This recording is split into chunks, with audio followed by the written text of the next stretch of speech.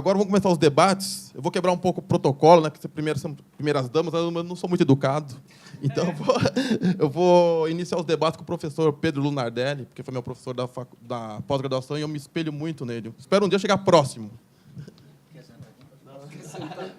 Quer sentar aqui? Não nesse sentido. Boa tarde a todos, Tatiana, a todos os organizadores. Obrigado novamente pela oportunidade. E daqui eu também vou me ater a algumas questões que me parecem relacionadas. Eu já tive a oportunidade de apresentar esse raciocínio ao meu colega Argos, num debate que teve na Secretaria de Fazenda, em comemoração dos 30 anos da BDT. Eu acho que, de fato, a gente tem um novo cenário processual. E esse cenário processual, ele parte de algumas premissas que precisam ser repensadas, que, de fato, não estão na legislação do processo administrativo estadual, atual mesmo com alteração. E ela parte do princípio de que, primeiro, em processo administrativo, há jurisdição atípica, sem dúvida alguma. Não é uma jurisdição definitiva, como é própria do judiciário, mas há jurisdição, entendendo-se como jurisdição, composição de lide. Ponto. Ou seja, a definição mais clássica e mais abrangente que tem. Então, há jurisdição. Pode-se falar que não é a definitiva, sem dúvida alguma, mas isso não implica que essa é uma... Quando se fala jurisdição definitiva, o definitivo ele só confirma, ele não nega que jurisdição tem que ser composição de lide. É um predicado que afirma o substantivo. Então, dentro desse contexto, me parece que sim. Seguindo adiante, de fato, existe um princípio, um valor incorporado à legislação do CPC, que ela passa necessariamente a ser obrigatória a qualquer tipo de atividade jurisdicional de composição de lide. E este cenário é o cenário de integração de decisões. Há, definitivamente agora no nosso ordenamento jurídico, princípios e regras processuais que determinam um alinhamento, um necessário alinhamento entre o processo administrativo, as decisões judiciais e as decisões administrativas. Aquilo que se alegava até antes do CPC 2015, que haveria um princípio constitucional de diminuição do contencioso, diminuição de custos, hoje nós temos regras mandatórias de que este alinhamento deve existir. Dentro desse contexto, na minha opinião, não me parece que deva ser correto uma interpretação da legislação administrativa do Estado de São Paulo de que a decisão administrativa em processo administrativo paulista ela só deve se alinhar àquelas decisões que impliquem declaração de inconstitucionalidade ou súmulas vinculantes e assim por diante. Porque, na realidade, e o argumento que se põe em relação a isso é, bom, mas se eu tenho só esta regra, eu posso, então, dizer que isto é exaustivo. Não me parece que seja, no sentido de exaustão, de que eu não posso, então, considerar subsidiariamente ou supletivamente uma decisão do CPC. Por quê? Porque o CPC, de fato, ele está perfeitamente alinhado quando ele diz as decisões de repercussão geral, efeito repetitivo, declarações de inconstitucionalidade, elas automaticamente devem ser cumpridas em processos administrativos, e hoje nós temos um mandamento claro. A questão que se põe é, eu posso trabalhar com as outras regras que particularmente cuidam da sentença e das demais decisões judiciais, no sentido de que devem se alinhar ao precedente judicial, ao processo administrativo tributário? Me parece que sim. Me parece que sim, porque a exaustividade alegada ao artigo da legislação processual administrativa, que ela só deve observar essas declarações, não me parece haver fundamento em função deste novo ordenamento inaugurado pela legislação processual, em que ela expressamente determina, né, a aplicação subsidiária e supletiva. Dizer que o processo administrativo tributário só deve se vincular àquilo que está naquele artigo específico, né, então, portanto, esse artigo específico da legislação processual exaure a aplicação ou impede a aplicação das regras do CPC, não me parece correto, porque não é não é essa a regra que hoje nós temos em uma lei que, diga-se, de competência exclusiva da União Federal, que é para tratar de processo administrativo e processo judicial. Vamos lembrar aqui um detalhe. Não há na Constituição Federal, né, competência concorrente para tratar de processo administrativo no âmbito estadual. É competência exclusiva. Então, portanto, a competência da qual decorreu o CPC, ela é nacional, ela não é repartida. Então, ela tem que ter prevalência sobre essas determinações estaduais. Obrigado.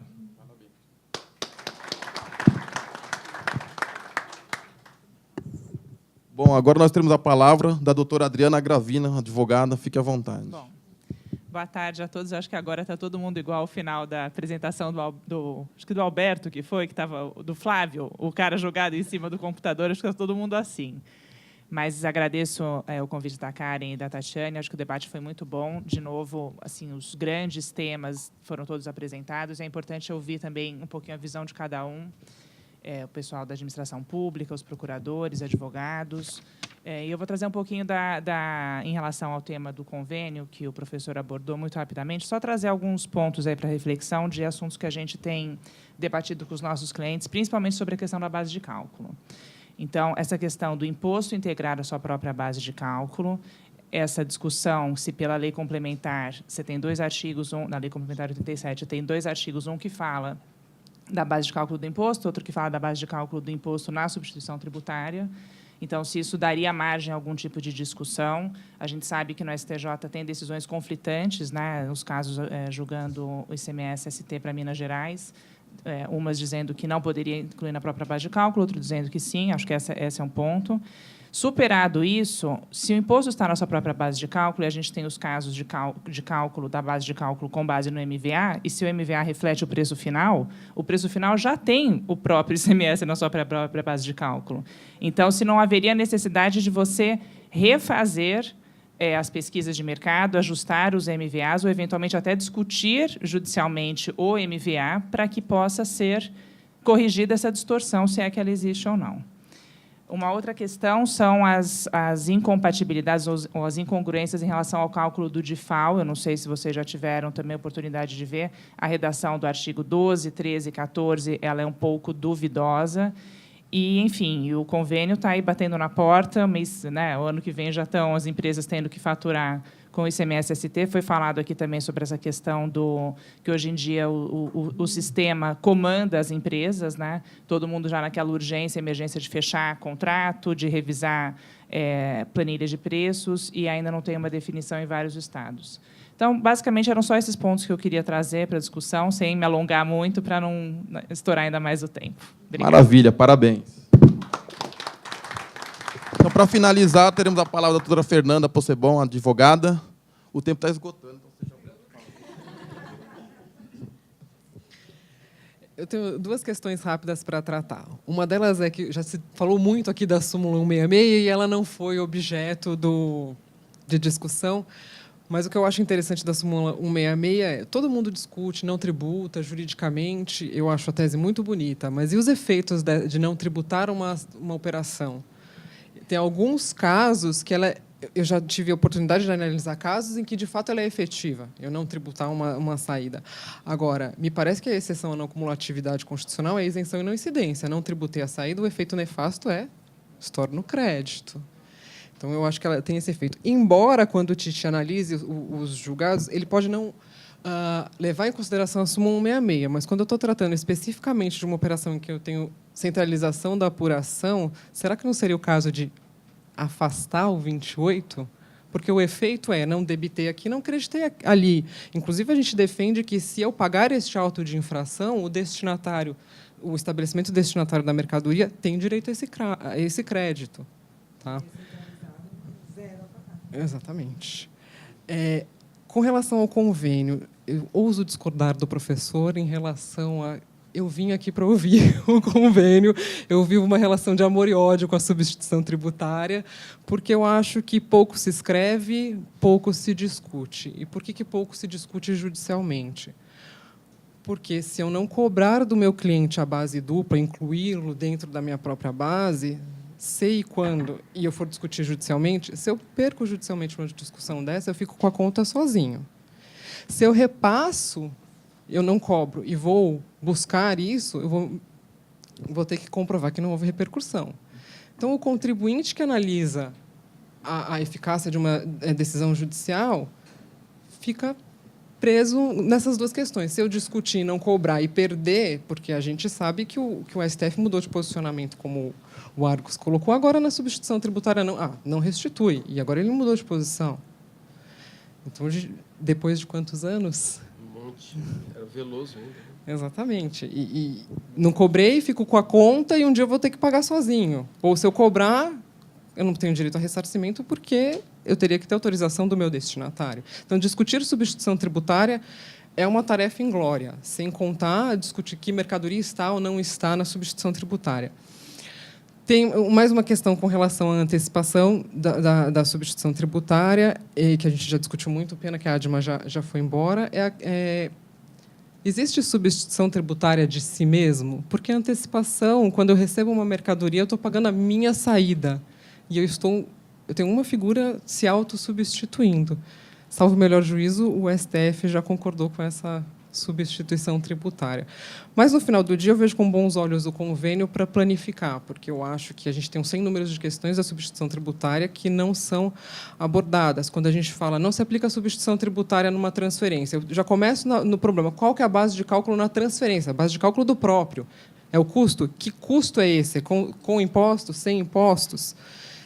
E aí eu passo por uma situação de agora eu tenho que incluir na base de cálculo da substituição tributária, mas o MVA não é preço ponta?